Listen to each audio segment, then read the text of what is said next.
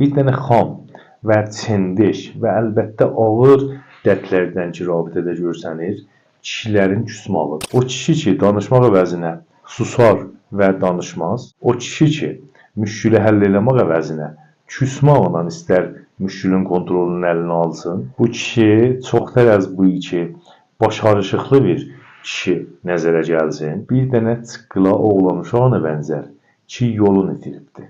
Küsmaq, məharət irtibatidə kasıb olmağın nişanəsidir. O kişi ki, başarmır ehsaslarını rabit danışa, küsər ta həm özünü nicat verə, həm də rabitəni tənbih eləyir. Vəli qafil az bu ki, küsmaq nə tənha rabitəni nicat verməz, bəlkə zindiqanlığın əmniyyət payələrin lərziyə salar. Yadında qalsın, aramış üzüylə danışmamaq bir dənə balıqanə intixabdır. Vəli küsmaq üzüylə danışmamaq dənə uşağın qışqırmağıdır ki, heç vaxt eşidilməz.